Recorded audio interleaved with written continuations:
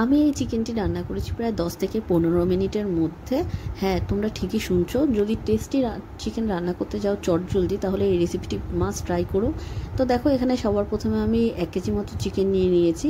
তো চিকেনটাকে আমি ভালো করে ধুয়ে নিয়েছি। এরপর আমি এখানে দিলাম 4 থেকে 5টা মিডিয়াম সাইজের পেঁয়াজ কুচোনো আর একটা পেঁয়াজ বাটা দিয়েছি।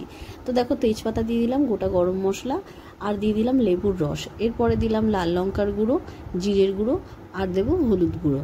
বেসিক মশলা তো সকলেই জানো। তো যাই হোক, এবারে দেখো এখানে আমি রসুন বাটা দিয়ে দিচ্ছি প্রায় বড় চামচের 1.5 চামচ মতো, আর আদা কাঁচা লঙ্কা বাটা দিয়ে দিচ্ছি। আমি এখানে ব্ল্যাক পেপার দিয়েছি। তোমরা যদি গোটা গোলমরিচ না ব্যবহার করতে চাও, মানে গুঁড়োটা, তাহলে না দিও। তো লবণ দিয়ে দিলাম, সর্ষের তেল আর কাঁচা আলু।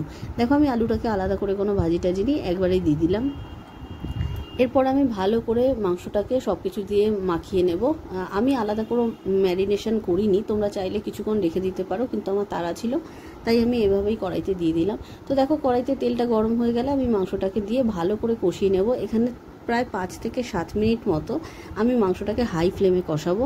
আমি এখানে দেখো কাশ্মীরি লাল লঙ্কার গুঁড়ো দিয়ে দিয়েছি, জাস্ট কালারটা ভালো আসার জন্য। আর দিয়ে দেবো এখানে টমেটো বাটা। তোমরা যদি টমেটো স্কিপ করতে চাও তো দিও না, বা যদি টমেটো না থাকে তাহলে টমেটো সস যে হয় ওগুলোও দিতে পারো। তো যাই হোক, দেখো মাংসটা হালকা তেল ছেড়ে গেছে, আমাদের 5 থেকে 7 মিনিট মতো কষানো হয়ে গেছে হাই ফ্লেমে। এবার দেখো, আমরা যে কড়াইটাতে মাংস রান্না করলাম সেই কড়াইটাতে একটুখানি জল দিয়ে, আর ম্যারিনেশনের বাটিটাতে ওটাতে একটু জল দিয়ে আমি মাংসটাতে দিয়ে দিলাম। এবার দেবো লবণ, যেহেতু আমরা জল দিয়েছি তাই স্বাদটাকে ব্যালেন্স করার জন্য লবণ দিয়ে দেবো। আমি এখানে প্রায় 1 থেকে 3টে মতো সিটি দিয়েছিলাম, সেটা ডিপেন্ড করে তোমাদের মাংসের সাইজ আর কোয়ালিটির ওপর। আমার এখানে 1 থেকে 3টে সিটির মধ্যেই হয়ে গেছিলো। তো তোমরা চাইলে তার বেশি বা কমও দিতে পারো।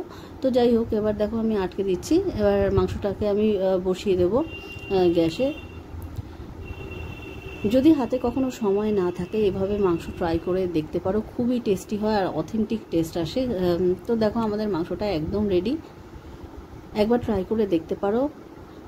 তাহলে তোমাদের রেসিপিটি কেমন লাগলো আমাকে অবশ্যই জানিও। আর যদি ভিডিওটি ভালো লেগে থাকে তাহলে প্লিজ আমার চ্যানেলটি সাবস্ক্রাইব করো, ভিডিওটি লাইক করো, শেয়ার করো। Thanks for watching.